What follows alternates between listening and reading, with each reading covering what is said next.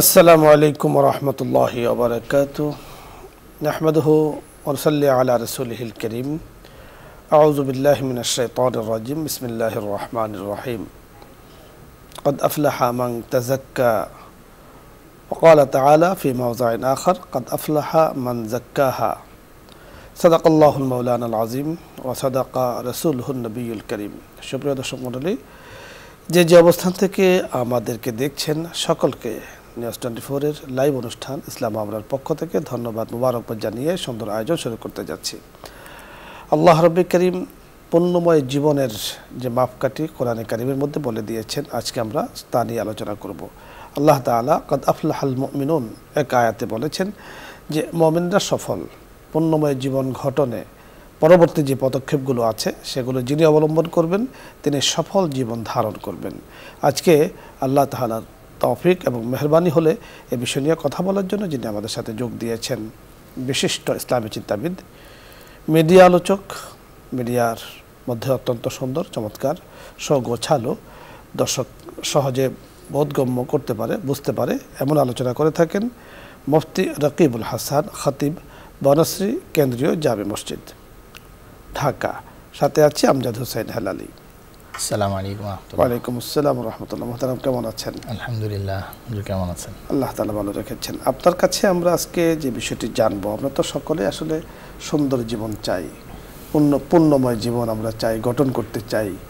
তো বাহ্যিক দৃষ্টিতে পুণ্যময় জীবন, সুন্দর জীবন গঠনের অনেকে অনেক ধরনের ফর্মুলা দিয়েছে। কোরআন যে ফর্মুলাটা আমাদেরকে রাসূল আকরাম সাল্লাল্লাহু আলাইহি সাল্লামের উপরে আয়াত নাযিল করে জানিয়ে দিয়েছে, এর উপরে যোগে যোগে যারা চলেছেন তারা কিন্তু সফল জীবন পেয়েছেন, পুণ্যময় জীবন পেয়েছেন। তো আমরাও পুণ্যময় জীবন গঠন করতে চাই, কিভাবে সহজে এই বিষয়গুলো আমরা আমল করতে পারি তার জন্য আপনার কাছে আমরা বিস্তারিত কথা শুনবো। জাযাকুমুল্লাহু আহসানাল জাযা। নাহমাদুহু ওয়া নুসাল্লি আলা রাসূলিহিল কারীম মা বা'দ। ফাআউযু বিল্লাহি মিনাশ শাইতানির রাজীম। বিসমিল্লাহির রহমানির রহিম। قد أفلح المؤمنون الذين هم في صلاتهم خاشعون صدق الله العظيم। মোহতারাম, আপনি খুব গুরুত্বপূর্ণ বিষয়ে আজকে অবতারণা করেছেন যে একজন মানুষ পুণ্যময় জীবন কিভাবে যাপন করতে পারবে, এবং এই পুণ্যময় জীবন যদি তার এই ইহকালীন সময় সে পার করতে পারে তাহলে পরকালীন যেই অনন্ত অসীমকালের যে জিন্দেগি, সেই জিন্দেগির জন্য আল্লাহ রাব্বুল আলামিন তার জন্য যত নাজ নিয়ামত প্রস্তুত করে রেখেছেন সকল কিছুই সে কিন্তু ভোগ করতে পারবে। আল্লাহ না করেন কেউ যদি তার জীবনকে পুণ্যময় করতে না পারে তাহলে কিন্তু অনন্ত অসীমকালের যেই সময়, সেই সময়ের মধ্যে তাকে জান্নাতের পরিবর্তে জাহান্নামকে তার ঠিকানা হিসেবে গ্রহণ করতে হবে। বিভিন্ন ধরনের যন্ত্রণাদায়ক যে শাস্তির কথা কোরআন এবং হাদিসের মধ্যে এসেছে সবটুকুই তার ভোগ করতে হবে। এই জন্য আমাদের জন্য আল্লাহ রাব্বুল আলামিনের পক্ষ থেকে নবী আলাইহিস সালাতু ওয়াস সালামের মাধ্যমে জান্নাতে যাওয়ার যেই পথ এবং পুণ্যময় জীবন যাপন করার যে পথের কথা উল্লেখ করেছেন, আমরা স্বল্প সময়ের মধ্যে সে বিষয়ে কিঞ্চিত আলোচনা করার চেষ্টা করব ইনশাআল্লাহ। আমরা যে আয়াতটা প্রথমে তিলাওয়াত করেছি সূরা মুমিনুনের মধ্যে আল্লাহ রাব্বুল আলামিন বলেছেন কদ আফলাহাল মুমিনুন। আমরা যদি একটু লক্ষ্য করে দেখি, এক হলো অতীতকালীন অব্যয়কে ব্যবহার করে আল্লাহ রাব্বুল আলামিন বলেছেন আফলাহাল মুমিনুন, যে মুমিনরা সফল হয়েই যাবে, অনেকটাই নিশ্চিত যে হয়েই যাবে, এবং সাথে কদ এই শব্দটুকুও যুক্ত করেছেন। কিছু সামনে গুণাগুণের কথা বলেছেন। এক নম্বর যেই গুণের কথা বলেছেন আল্লাযীনা হুম ফি সালাতিহিম খাশিউন, যারা নামাজের মধ্যে বিনয়াবনত অবস্থায় রব্বুল আলামিনের দরবারে সে তার নিজের যেই দাসত্ব তার সর্বোচ্চটুকু প্রকাশ করার মাধ্যম হলো নামাজ। কারণ মানুষের সবচেয়ে ইজ্জতের জায়গা হলো কপাল, সেই কপালকে জমিনে ঠেকিয়ে, নিজের নাককে ঠেকিয়ে তার সর্বোচ্চ বিনয়কে প্রকাশ করার মাধ্যম হলো এই নামাজ। এবং শুধু এতটুকুই নয়, বরং বলেছেন খাশিউন, যারা নামাজের মধ্যে বিনয়াবনত অবস্থায় থাকবে। খুশু যদি আমরা বলি সহজভাবে, তাহলে মানুষের বাহ্যিক যেই অবয়ব, অর্থাৎ আমি নামাজের মধ্যে হাত বেঁধে আল্লাহ রাব্বুল আলামিনের দরবারে সিজদায় লুটিয়ে পড়ার জন্য যে দণ্ডায়মান হলাম, সাথে সাথে আমার দিলের অবস্থাও যেন এমনটাই হয়ে যায়। দিলের মধ্যে যেন দুনিয়াবি কোনো ফিকিরের পরিবর্তে বরং আল্লাহ তাআলার ক্ষমতা, আল্লাহ তাআলা রাজিক, আল্লাহ তাআলার জন্যই আমি সকল ইবাদতটুকু করছি, এই অনুভূতিটুকু যেন দিলের মধ্যেও থাকে। সাথে সাথে যখন তিলাওয়াত করবে আলহামদুলিল্লাহি রাব্বিল আলামিন, সেই সাথে সাথে সে সেই অনুভূতিটুকুও তার দিলের মধ্যে লালন করবে যে আমি সমস্ত প্রশংসা বর্ণনা করছি আল্লাহ রাব্বুল আলামিনের জন্য, আর রহমানির রহিম। প্রতিটা শব্দের সে অর্থ জানবে এবং অনুধাবন করবে এবং তার নিজের দিলের মধ্যে বাহ্যিক অবয়বটুকুকে সে ওন করবে। এর নাম হলো যে খুশু, অর্থাৎ দিলের অবস্থা এবং বাহ্যিক অবয়বের অবস্থা যেন একই রকম হয়। সাহাবা ইকরাম রিদওয়ানুল্লাহি আলাইহিম আজমাইন তো এই নামাজের সময় এমনভাবে দাঁড়াতেন মনে হতো যে গাছের ডাল দাঁড়িয়ে আছে, পাখি এসে দাঁড়িয়ে থাকতে পারতো কিন্তু তার অনুভূতিও হতো না যে আমি কি গাছের ডালে দাঁড়িয়ে আছি না কোনো মানুষের মাথার উপর দাঁড়িয়ে আছি। এবং আমরা ঘটনা শুনেছি আলী রাদিয়াল্লাহু আনহুর পায়ের মধ্যে যখন তীর বিদ্ধ হলো, সেটা বের করার জন্য তিনি কোনোভাবেই পারছিলেন না, তখন নামাজে যখন দাঁড়িয়ে গেলেন তখন কিন্তু তার তীরটুকুকে বের করা সম্ভব হলো। তাহলে তার দিলের অবস্থা নামাজের মধ্যে কি পরিমাণ মনোনিবেশ করেছিলেন যে তীর পর্যন্ত খুলে ফেলা গেল, তার কোনো ধরনের অনুভূতি তৈরি হলো না। সাহাবা ইকরাম নামাজের মধ্যে এইভাবে মগ্ন ছিলেন। আল্লাহ হাবিব সাল্লাল্লাহু আলাইহি ওয়াসাল্লাম বলেছেন যে কুররাতু আইনি ফিস সালাহ, জুইলাত কুররাতু আইনি ফিস সালাহ, যে আমার চোখের শীতলতা আল্লাহ রাব্বুল আলামিন নামাজের মধ্যে রেখেছেন। অর্থাৎ নামাজকে যদি কেউ পূর্ণভাবে, অর্থাৎ সুন্নাহ, নামাজের যে ওয়াজিব আছে, নামাজের যে ফরজ আছে, নামাজের যে মুস্তাহাব্বাত আছে, সকল কিছুকে খেয়াল করে কেউ যদি নামাজটুকুকে পড়ে তাহলে সফল মুমিন হওয়ার এই প্রথম গুণটুকু সে অর্জন করল। আল্লাযীনা হুম ফী সালাতিহিম খাশিউন ওয়াল্লাযীনা হুম আনিল লাগওয়ি মুরিদুন। দ্বিতীয় নম্বরে যেই গুণের কথা উল্লেখ হলো সেটি হলো যে অহেতুক কথা এবং কাজ এবং চিন্তা থেকে বেঁচে থাকে। আজকের সমাজে আমার আপনার নামাজের মধ্যে এই খুশু না আসা এবং অস্থিরতা আসা, শান্তি না আসা, অস্থিরতা চলে আসা, এই সকল কিছুর মূলে কিন্তু আমরা সকলেই অহেতুক কথা কাজ চিন্তার সাথে সম্পৃক্ত হয়ে যাচ্ছি। হাদিস শরীফের মধ্যে আল্লাহ হাবিব সাল্লাল্লাহু আলাইহি ওয়াসাল্লাম বলেছেন, মিন হুসনি ইসলামিল মারই তারকুহু মা লা ইয়ানিহি। ইসলামের সৌন্দর্যই হলো যে কোনো ব্যক্তি মুসলমান হবে, তার এই ইসলাম তাকে এতটুকু জায়গায় পৌঁছে দিবে যে সে তারকুহু মা লা ইয়ানিহি, তার জন্য যেটা উপযোগী নয় এমন সকল কিছুকে সে ছেড়ে দিবে এবং চিন্তাকে ছেড়ে দিবে, কথাকে ছেড়ে দিবে, তার কাজকর্মকে ছেড়ে দিবে। এক কথায় সে প্রতিটা কাজ, কথা চিন্তা করার আগে এতটুকু খেয়াল করে দেখবে যে তার এই কাজটুকুর মাধ্যমে দুনিয়া এবং আখিরাতে কোনো ফায়দা আছে কিনা। এই কথাটার মাধ্যমে, এই পদক্ষেপের মাধ্যমে, এই চিন্তার মাধ্যমে দুনিয়া এবং আখিরাতে ফায়দা আছে কিনা। যদি ফায়দা থেকে থাকে তাহলে সে এই কাজটুকু, কথাটুকু, চিন্তাটুকু করবে, আর যদি ফায়দা না থাকে তাহলে সেই কাজটুকুকে সে ছেড়ে দিবে। এটা হলো মুমিনের সৌন্দর্য। এজন্য সফল মুমিন হওয়ার দ্বিতীয় কারণ যেটি আল্লাহ রাব্বুল আলামিন সূরা মুমিনুর মধ্যে উল্লেখ করেছেন সেটি হলো যে অহেতুক কথা এবং কাজ থেকে সেই মুমিনরা বেঁচে থাকবে। এবং ওয়াল্লাযীনা হুম লিযাকাতি ফাঈলুন, তারা তাদের জাকাতগুলোকে সঠিকভাবে আদায় করবে। ইসলাম যেই জাকাতের বিধান দিয়েছেন এটি হলো ভারসাম্য রক্ষা করার জন্য, যে পয়সাওয়ালারা যেরকম পয়সার মাধ্যমে দুনিয়ার মধ্যে শান্তি শৃঙ্খলার সাথে চলতে পারবে, একজন দরিদ্র মানুষ সেও যেন পয়সাওয়ালার যেই ইনকামের মধ্যে তাকেও আল্লাহ রাব্বুল আলামিন নির্ধারিত একটি হক শতকরা 2.5% দিয়ে দিয়েছে, সেটার মাধ্যমে যেন সেও ব্যালেন্স করতে পারে। কাইলা ইয়াকুনা দুলাতাম বাইনাল আগনিয়া মিনকুম। অন্য আয়াতের মধ্যে আল্লাহ রাব্বুল আলামিন বলেছেন যে টাকা পয়সার বিষয়টা যেন শুধুমাত্র পয়সাওয়ালাদের মধ্যেই সীমাবদ্ধ না থাকে, বরং গরিব দুঃখীও তার একটা অংশ যেন পায়, স্বাবলম্বী জীবনযাপন করতে। যথার্থ বলছিলেন দর্শক মণ্ডলী।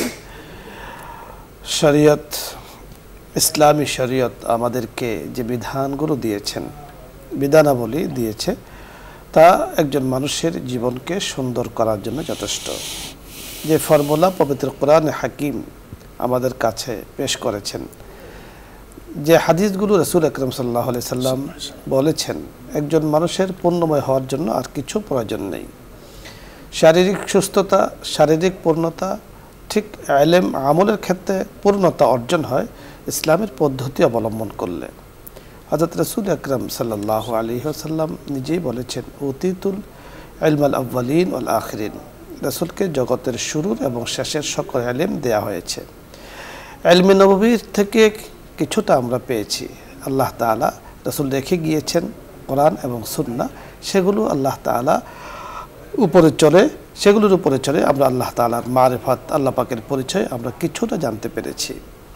এখন আল্লাহ পাকের এই সুন্দর দুনিয়াতে সুন্দরভাবে থাকার জন্য পূর্ণময় জীবন গঠন করা দরকার। আর তার জন্য যে কথাগুলো আমাদের মুফতি সাহেব কোরআন কারিমের একটি সূরার আলোকে, তাও পূর্ণ সূরা নয়, কয়েকটি আয়াতের আলোকে বলেছেন, এছাড়াও আরও রয়েছে।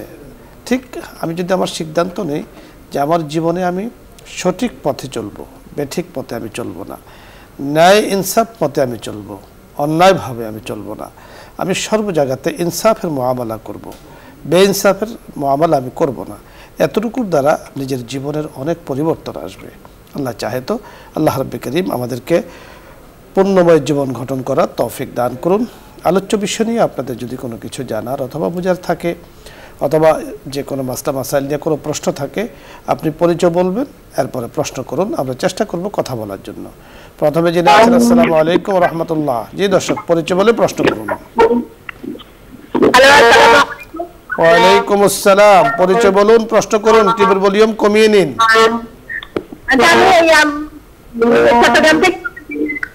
চট্টগ্রাম থেকে। জি হ্যাঁ, আমি তাসিম আহমেদ ষষ্ঠ শ্রেণীতে পড়ে, বুঝছেন? জানতে চাচ্ছেন ফজর বেলা ঘুম থেকে উঠতে বোঝা যায়নি প্রশ্নটি। ধন্যবাদ আপনাকে, আপনি অত্যন্ত সুন্দর প্রশ্ন করেছেন, কিন্তু আমরা আসলে বুঝতে পারিনি, কথা বলার জন্য কিছুই আমরা পাইনি। আপনি আরেকবার চেষ্টা করুন। পরের দর্শক, আসসালামু আলাইকুম। জি জি, আব্দুল জব্বার সাহেব প্রশ্ন করুন। হুজুর, আমি প্রশ্ন কালে কোরআন শরীফের তালামুন আর তামালুন, তিনটে প্রশ্ন আছে, নেবেন। তালামুন আর তামালুন শব্দের অর্থটা জানাবেন। আর 2 নম্বর প্রশ্ন, গত মাসে 18 তারিখে মারা গেছে, বলছে আপনাদের কাছে সে সৎ, ন্যায়নিষ্ঠাবান, আত্মীয় সম্পর্ক সবকিছু ঠিক ছিল, আমার স্ত্রী হিসেবে সফল, মা হিসেবে সফল, কিন্তু আমার প্রশ্ন হচ্ছে অসুস্থতার জন্য প্রায় 8 মাস নামাজ বিঘ্ন করছে, কি করলে সে মুক্তি করে? জি, আমরা বুঝতে পেরেছি আপনার ভাই আব্দুল জব্বার সাহেব, আপনি শুনতে থাকুন। আপনি জানতে চেয়েছেন তালামুন তামালুনের অর্থ কি। চমৎকার, কোরআনে কারিমে এই ধরনের আয়াত এসেছে। জি, তালামুন হলো ইলম থেকে তোমরা জানো, আর তামালুন হলো আমল থেকে তোমরা আমল করো। হ্যাঁ, আগের পরের যে তামালুন তালামুন দুটোই বহুবচন। তো আল্লাহ তাআলা বিভিন্ন জায়গাতে এই আয়াত নাযিল করে জানিয়ে দিয়েছেন যাতে তোমরা জানতে পারো, তামালুন যেন তোমরা আমল করতে পারো, এইভাবেই কোরআন কারীমের মধ্যে এসেছে। তো শুধু শব্দের অর্থ আমরা বলেছি, এছাড়াও এখানে অনেক আলোচনা আছে, প্রেক্ষাপট আছে, সেগুলো আলোচনার আসলে এখন সুযোগ নেই।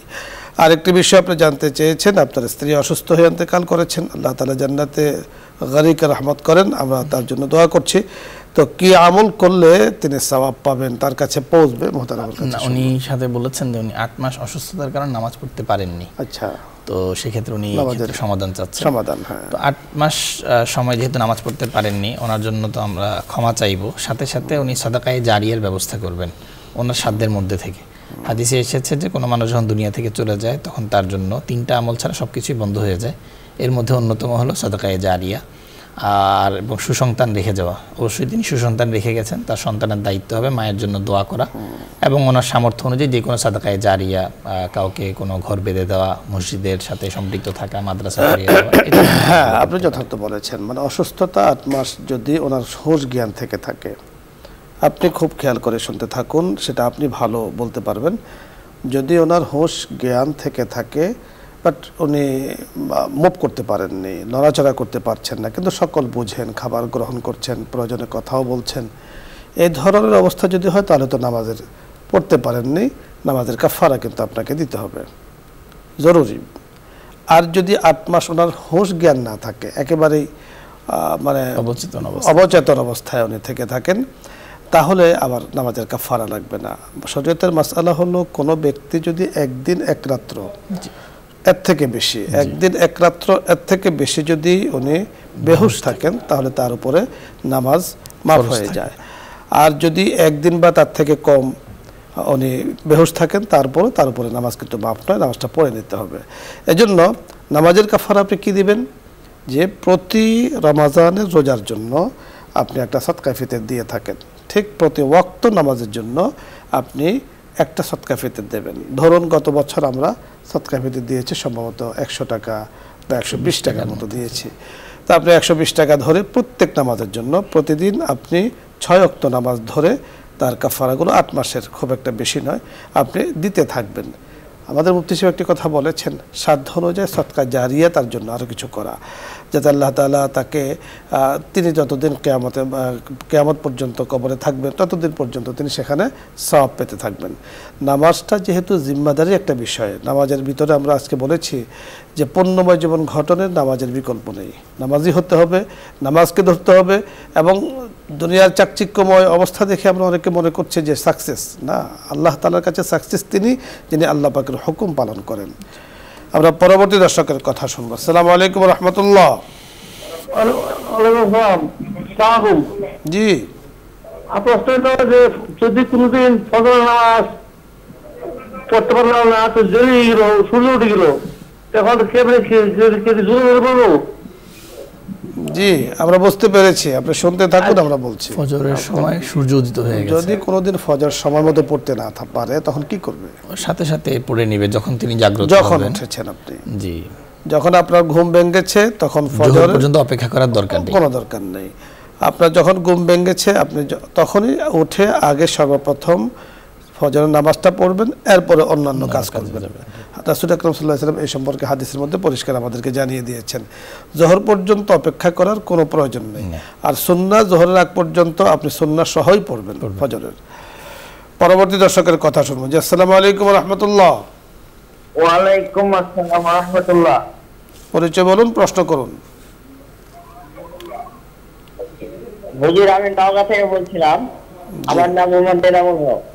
জি, আমি একটা বিষয় জানতে চাচ্ছি যে আমি একটা জমি আমি মানে বন্ধক যাকে বলে আমি নিলাম, ওটা আমার টাকা দিয়ে আমি হাল চাষ করে আমি জমি ফসল ফলাবো, কিন্তু ওটা কি আসলে শরীয়ত মতো কি জায়েজ আছে কিনা? জি আমরা বুঝতে পেরেছি, আপনি শুনতে থাকুন, আমরা কথা বলছি। জি, বন্ধক সম্পর্কে যে কথাটা উনি বলেছেন, যদি বন্ধক তার জমি হয়, যিনি বলছেন তার যদি জমি হয়ে থাকে, উনি যার কাছে বন্ধক রেখেছেন তিনি যদি ওনাকে অনুমতি দিয়ে দেন যে হ্যাঁ আপনার বন্ধক রাখার জমিটুকু আপনি নিজে চাষবাস করে খেতে পারবেন, তাহলে এই অনুমতি থাকলে তিনি খেতে পারবেন। কিন্তু যিনি বন্ধক রেখেছেন, আমার জমি, আমি আমার জমিটুকু আপনার কাছে বন্ধক রেখেছি, তাহলে আপনি সেখানে চাষাবাদ করে খেতে পারবেন না। অর্থাৎ বন্ধককৃত জমি থেকে যার কাছে বন্ধক রাখা হয়েছে তিনি কোনো ধরনের ইন্তেফা হাসিল করতে পারবেন না। বন্ধকি সম্পদ থেকে রেহেন যাকে বলা হয়, লা ইয়ানতাফি লা ইয়াজুজুল ইন্তিফা, সেখান থেকে উপকার হাসিল করা জায়েজ নেই। এজন্য আমাদের গ্রামে গঞ্জে এখন এই বন্ধক শব্দটি উল্লেখ আছে। আপনি দেখুন, যদি তার সাথে এইভাবে আপনি চুক্তি করেন যে আপনি তার থেকে 1 লক্ষ টাকা আপনি নিয়েছেন, অথবা 1 লক্ষ টাকা তাকে দিয়ে তার জমিটা আপনি নিয়েছেন, এইভাবে নিয়েছেন যে তার জমিটা আপনি ব্যবহার করবেন, 1 বছরের জন্য ব্যবহার করবেন।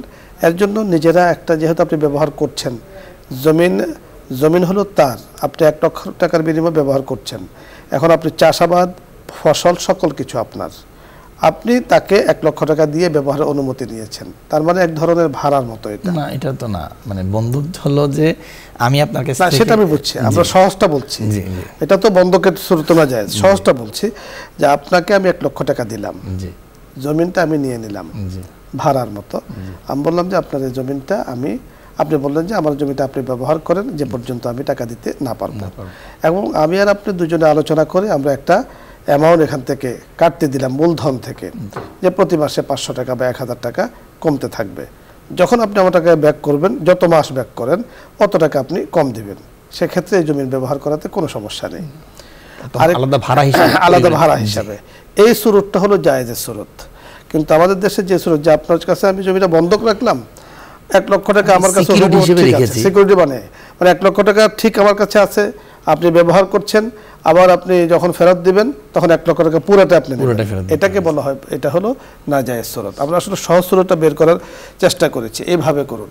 এমনি আরও কিতাবের মধ্যে অনেক সুরত আছে যে আপনার জমিন যদি আপনি আমার কাছে দেন, দেওয়ার পরে আপনার জমিন আমি চাষাবাদ করলাম, আমি বীজ দিলাম, আমি পরিশ্রম করলাম, তাহলে 3টা হলো আমার, আপনার হলো 1টা। তার এই হিসাবে কিন্তু যে ফসল উৎপন্ন হবে সেটাও কিন্তু আনুপাতিক হারে ভাগ হবে। আপনার 1টারটা আপনি পাবেন, 3টার অনুপাতে আমরা পাবো। হ্যাঁ, আপনার একটা যেটা সেটা দামি, নিঃসন্দেহে কোনো সন্দেহ নেই, কিন্তু আলোচনা করে দুজন ঠিক করতে হবে যাতে করে পরবর্তীতে ফসল নিয়ে যেন ঝগড়া না হয়, এ সুরতটাও কিন্তু সরান জায়েজ। পরবর্তী দর্শকের কথা আমরা শুনবো। জি আসসালামু আলাইকুম ওয়া রাহমাতুল্লাহ। জি হুজুর, আসসালামু আলাইকুম ওয়া রাহমাতুল্লাহ। কোত্থেকে বলছিলেন? পরিচয় বলুন, প্রশ্ন করুন। জি হুজুর, আমি মাসুম, কুমিল্লা ধর্মপুর থেকে। আমার প্রশ্নটি হলো, কারো মাযহাবি সহিহ বুকের উপর হাত বাঁধার দলিল বুখারী শরীফে নাই। বুকের উপর হাত বাঁধার দলিল বুখারী শরীফে নাই। 740 নম্বর হাদিস, 740 নম্বর হাদিস, যেটা ইমাম বুখারী লেখছে। ডান হাত দিয়ে বাম বাহুর উপর ধরবে, কিন্তু বুকের উপর বাঁধবে না, কোথায় বাঁধবে বলা নেই। এই সম্পর্কে বলবেন, এই সম্পর্কে বলবেন। জি, বুঝতে পেরেছি। ওয়া আলাইকুম আসসালাম ওয়া রাহমাতুল্লাহ। কুমিল্লার মাসুম ভাই মাঝে মাঝে প্রশ্ন করে থাকেন। আপনি তো বুখারী শরীফের হাদিসের সংখ্যা দিয়ে উদ্ধৃতি দিয়ে আপনি বলেছেন বুকের উপর হাত বাঁধা হাদিস নেই। মোহতারমের কাছে আমরা শুনবো। জি, আমাদের যে কতগুলো হাদিস এই ব্যাপারে আছে, এক হলো যে হাত বাঁধা নিয়ে, হাত কিভাবে বাঁধবে এই নিয়ে বিভিন্ন ধরনের রেওয়ায়েতগুলো এসেছে। এক নম্বর বিষয় হলো যে রাসূল সাল্লাল্লাহু আলাইহি ওয়াসাল্লাম থেকে হাত আসলে কোথায় বাঁধবেন, হাত বাঁধা নিয়ে কথা আছে, কিন্তু হাতটা কি আসলে পেটের উপরে থাকবে, না বুকের উপরে থাকবে, না নাভি বরাবর থাকবে, সরাসরি কোনো মারফু হাদিস নেই। এই ব্যাপারে সাহাবা ইকরাম থেকে বিভিন্ন ধরনের রেওয়ায়েত এসেছে। যেমন কোনো রেওয়ায়েতের মধ্যে ওয়াদউল ইয়াদাইন তাহতা সুররা, অর্থাৎ উভয় হাত বাঁধা নাভির নিচে আছে। আবার আপনার কোন রেওয়ায়েতের মধ্যে আছে ওয়াদউল ইয়াদাইন আলাল বাতান আলা সাদর, কেউ কেউ পেটের উপর বেঁধেছেন, কেউ কেউ বুকের উপর বেঁধেছেন। তো এই জন্য আমাদের পক্ষ থেকে যে বক্তব্যটা হবে সেটা হলো, যেহেতু যেসব বিষয়ের ক্ষেত্রে হাদিসের বিভিন্নতা থাকে, যে আমলটা দুইভাবে বা তিনভাবে প্রমাণিত আছে, সাহাবা ইকরাম যে যেভাবে দেখেছেন সেই সেভাবে রেওয়ায়াত করেছেন। এই জন্য এই বিষয়টা নিয়ে আমি আপনি মতবিরোধের দিকে না গিয়ে, বরং যেখানে যেই আমলটার প্রথা চালু আছে সেই আমল অনুযায়ী নামাজ পড়লে ইনশাআল্লাহ নামাজ আদায় হয়ে যাবে এবং সুন্নাহ সম্মতভাবে। আমি আরো বিষয়টা সহজ করতে চাই, আমি সবসময় সহজের পক্ষে থাকি। জি, আসলে নামাজের মধ্যে হাত বাঁধাটা কি, সেটা হলো সুন্নাহ। তাহলে যেখানে মানুষ ফরজ পড়ছে না, এ নিয়ে অনেকের ফিকির নেই। যেখানে মানুষ বেনামাজি হয়ে জাহান্নামের চলে যাওয়ার রাস্তা আছে, এ নিয়ে ফিকির করছে, এ নিয়ে আমাদের অনেকের ফিকির নেই। আমরা এটা দেখেছি হাত কোথায় বাঁধবে এ নিয়ে বিশাল ঝগড়া চলছে। আমরা যারা হানাফি মাযহাব অনুযায়ী চলি, আমরা মাযহাব তো আমরা ব্যক্তিকে আমরা কখনো মানি না। আমরা হানাফি ইমাম আবু হানিফা রহমতুল্লাহ আলাই উনি ইসলামের যে দিক নির্দেশনাগুলো দিয়েছেন সেগুলোকে আমরা মানি। তো সেগুলোকে মানতে গিয়ে আমরা দেখেছি যে উম্মতের জন্য এই বিষয়গুলো সহজ, যে হাতকে ঠিক নাভিতে বাঁধা, সে হিসাবে হাতের আমরা এখানে বাঁধি। এখন এটা নিয়ে বুকে বাঁধবে না নাভির নিচে বাঁধবে, এটা নিয়ে বিশাল ঝগড়া। এই ঝগড়া তো আসলে ইসলাম মালিক রহমতুল্লাহ তো বলেছেন যে বাধাই লাগবে না, বাধাই লাগবে না। যে মক্কা মদিনায় গেলে বিভিন্ন অবস্থা দেখা যায়। এটা নিয়ে মানে এত বেশি বাকবিতণ্ডা অনেক জায়গাতে হয়ে থাকে। যারা আমি দেখেছি মোহতারাম, যারা জানে তারা কিন্তু অনেক সময় এগুলো নিয়ে বেশ বিতণ্ডা করে না। যারা না জানে, নামাজ পড়ে না, তারাই কিন্তু অধিকাংশ এটা নিয়ে করে, বিতর্ক করে আর কি। অনেকের ভেতরে রাসূল আকরাম সাল্লাল্লাহু আলাইহি সাল্লামের মহাব্বত সকল মানে উম্মত হিসাবে তার ভিতরে রাসূলের মহাব্বত কিন্তু জরুরি। কিন্তু দেখা যাচ্ছে যে এক লোক নামাজই পড়ে না, রাসূলের মহাব্বত তার ভেতরে, সে মনে বলে যে রাসূলের মহাব্বত যদি থাকে তাহলে তো জান্নাতে যাওয়াটা একেবারে সহজ। তো যার মহাব্বতের কি আপনার মধ্যে আছে, মুখে কথা স্বীকার করছে, বাস্তবেও নাই, আমলেও নাই, কর্মেও নাই, কিছুতে নাই। তো এতটুকু দ্বারা কি জান্নাত? আল জান্নাতু বাঈদ, জান্নাত অনেক দূরে। রাসূল আকরাম সাল্লাল্লাহু আলাইহি সাল্লামের সুন্নাহ অনুযায়ী জীবন গঠন করা এটা কিন্তু জরুরি। মহাব্বতের বহিঃপ্রকাশ করতে হবে, মুখে দাবি করলে হবে না। তো যাই হোক, আমরা যে বিষয়টি বলছিলাম যে এই বিষয়টি সুন্নাহর অন্তর্ভুক্ত। আমরা হানাফি মাযহাব অনুযায়ী আমরা সেখানে বাদী। আপনি বুখারী শরীফে যে রিওয়ায়াতটি দেখেছেন, এছাড়াও রিওয়ায়াত আরো আছে বুকে হাত বাঁধা সম্পর্কে তাহতা সূরা ইবনে মাসউদ রাদিয়াল্লাহু থেকে বর্ণিত হাদিস কিন্তু বর্ণিত রয়েছে। পরবর্তী দর্শকের কথা আমরা শুনবো। জি আসসালামু আলাইকুম ওয়া রাহমাতুল্লাহ। আসসালামু আলাইকুম। ওয়া আলাইকুম আসসালাম।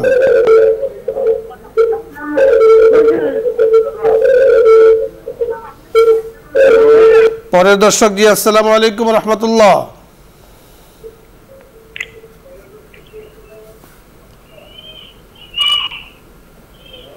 আসসালামু আলাইকুম।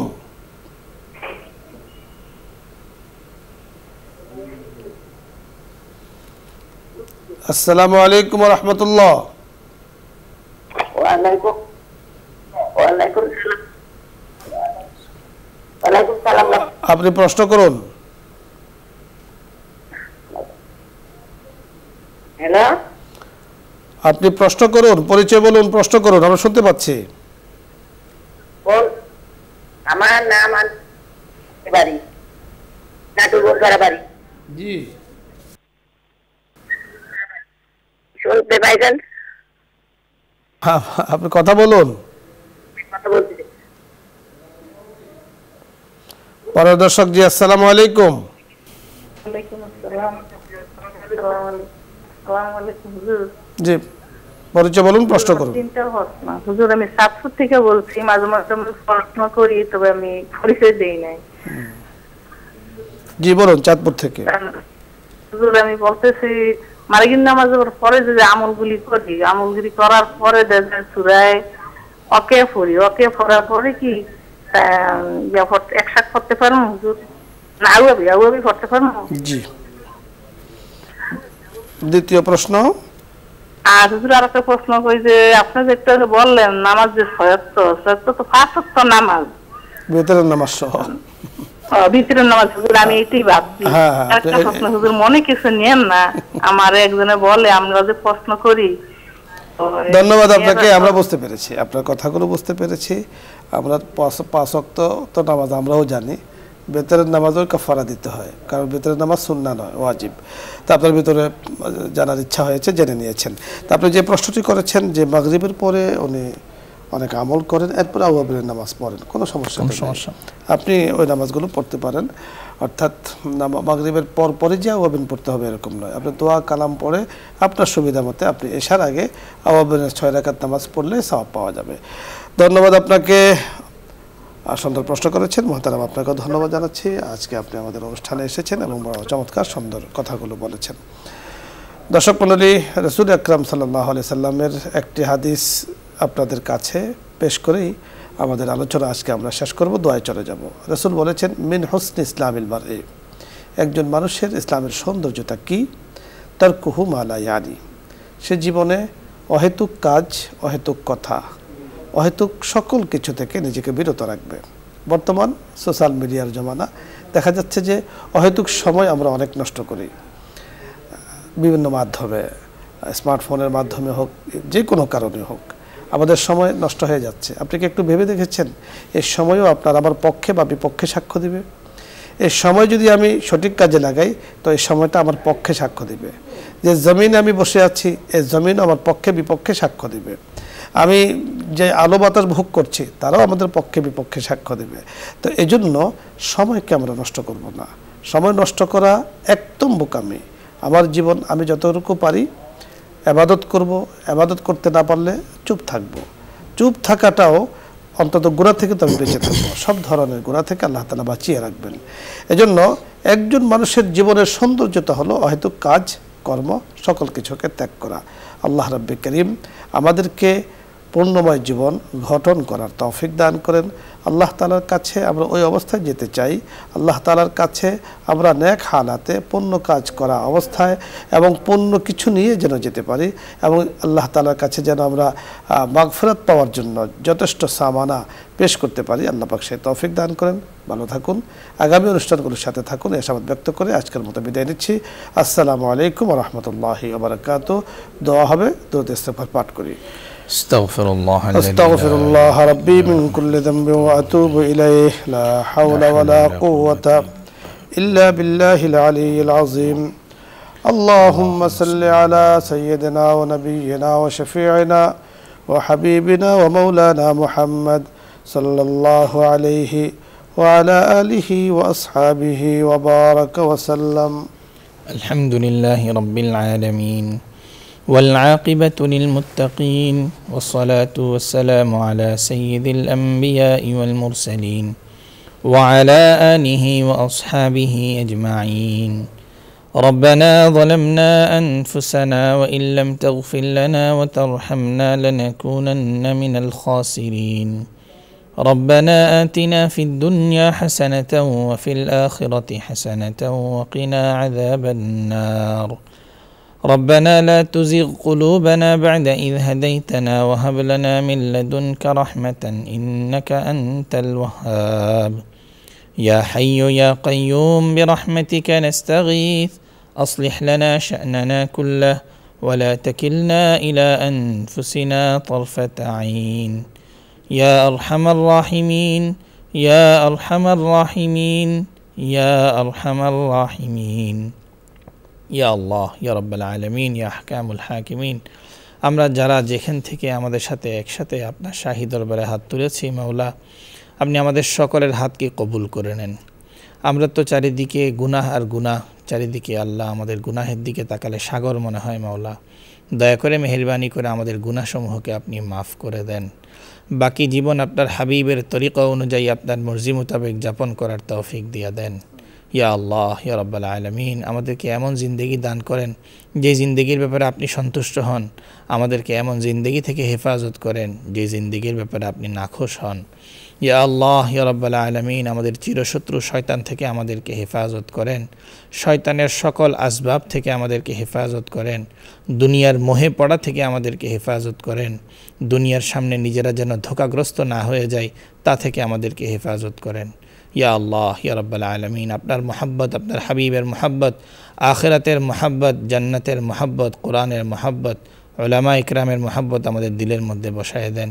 ইয়া আল্লাহ ইয়া রাব্বাল আলামিন, আমরা আমাদের পরিবার পরিজনকে নিয়ে, বাচ্চা কাচ্চাকে নিয়ে সিরাতে মুস্তাকিমের পথে অবিচল থাকার তৌফিক দিয়ে দেন।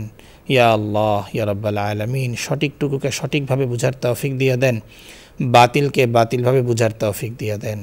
ইয়া আল্লাহ ইয়া রাব্বাল আলামিন, আজকে যে অনুষ্ঠানের মাধ্যমে আমরা দিনের দুটো কথা বলতে এবং শুনতে পারছি, সেই অনুষ্ঠানটাকে আপনি কবুল করে নেন। ইয়া আল্লাহ, কিয়ামত পর্যন্ত আমাদের এই অনুষ্ঠানকে আপনি কবুল করে নেন। কিয়ামত পর্যন্ত কায়েম ও দায়েম রাখেন। এই অনুষ্ঠানের সাথে যারা যেভাবে সম্পৃক্ত আছে প্রত্যেকেরই আপনি কবুল করে নেন। বিশেষভাবে এই অনুষ্ঠানের যারা আয়োজন করেছেন, বসুন্ধরা গ্রুপের চেয়ারম্যান থেকে নিয়ে আরও যারা যেভাবে অংশগ্রহণ করেছেন, সকলের এই অংশগ্রহণকে আপনি কবুল করে নেন। এই ধরনের যতগুলো দিনের খায়েরি কাজগুলো আছে, সকল ভালো কাজগুলো করার তৌফিক দিয়ে দেন। আরও বেশি বেশি পরিমাণে ইসলামের প্রচার প্রসারের কাজের সাথে সম্পৃক্ত থাকার তৌফিক দিয়ে দেন।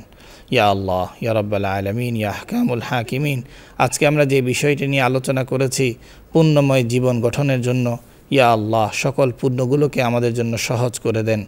সকল নেকের কাজগুলোকে আমাদের জন্য সহজ করে দেন। ইয়া আল্লাহ নেকের কাজগুলোকে আমাদের দিলের মধ্যে মহব্বত পয়দা করে দেন। গুনাহের সকল কিছু থেকে আমাদেরকে হেফাজত করেন। এই পুণ্যময় জীবনযাপন করে যেন আমরা কবরের মধ্যে যেতে পারি, সেই তৌফিক আমাদেরকে দান করেন। ইয়া আল্লাহ, জান্নাতীদের যেই গুণাবলীর কথা আপনি বলেছেন, সফল মুমিনদের যেই গুণাবলীর কথা বলেছেন, প্রত্যেকটা গুণকে আমাদের মধ্যে অর্জন করার তৌফিক দিয়ে দেন। ইয়া আল্লাহ ইয়া রাব্বাল আলামিন, জাহান্নামের যত ভয়াবহতা আপনি আপনার হাবিবের মাধ্যমে আমাদের পর্যন্ত পৌঁছিয়েছেন, সকল ধরনের জাহান্নামের সমস্ত আসবাব থেকে আমাদেরকে হেফাজত করেন। রব্বির হামহুমা কামা রব্বায়ানি সগীরা, রব্বির হামহুমা কামা রব্বায়ানি সগীরা।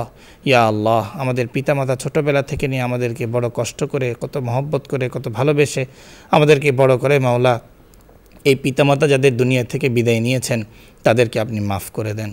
যে পিতামাতা এখনও বেঁচে আছে তাদের হক আদায় করার তৌফিক দিয়ে দেন। হাদিসের মধ্যে তো পিতামাতার অনেক ফজিলতের কথা এসেছে। ইয়া আল্লাহ, পিতার সন্তুষ্টিকে আপনার সন্তুষ্টি বলেছেন, পিতার অসন্তুষ্টিকে আপনার অসন্তুষ্টি বলেছেন। আজকের সমাজের মধ্যে আজকের যত আমাদের বাচ্চা কাচ্চারা আছে, দিন দিন তারা তাদের পিতামাতার মহব্বত আর ভালোবাসা থেকে দূরে সরে যাচ্ছে। পিতামাতা তাদের পক্ষ থেকে তো ভালোবাসা দেয়, কিন্তু বাচ্চা কাচ্চারা পিতামাতাকে যেই মানের মহব্বত আর ভালোবাসা দরকার ছিল, তাদের কথা অনুসরণ করার কথা ছিল, সেই পরিমাণ অনুসরণ করার তাদের সুযোগ হচ্ছে না মাওলা। ইয়া আল্লাহ ইয়া রাব্বাল আলামিন, আমাদের সন্তানের দিকে আপনি সহি বুঝ দান করেন। ইয়া আল্লাহ ইয়া রাব্বাল আলামিন, জীবনের প্রতিটা ক্ষেত্রে আমাদেরকে আপনার পক্ষ থেকে যত ধরনের সাহায্য দরকার সকল সাহায্য আমাদেরকে দিয়ে দেন। জীবনের প্রতিটা ক্ষেত্রে আমাদেরকে রহম করেন। ইয়া আল্লাহ, আপনার রহম থেকে তো আমরা বেনিয়াজ হওয়ার কোনো সুযোগ নেই। রব্বির হামহুমা কামা রব্বায়ানি সগীরা, ربنا تقبل منا إنك أنت السميع العليم وتب علينا يا مولانا إنك أنت التواب الرحيم سبحان ربك رب العزة عما يصفون وسلام على المرسلين والحمد لله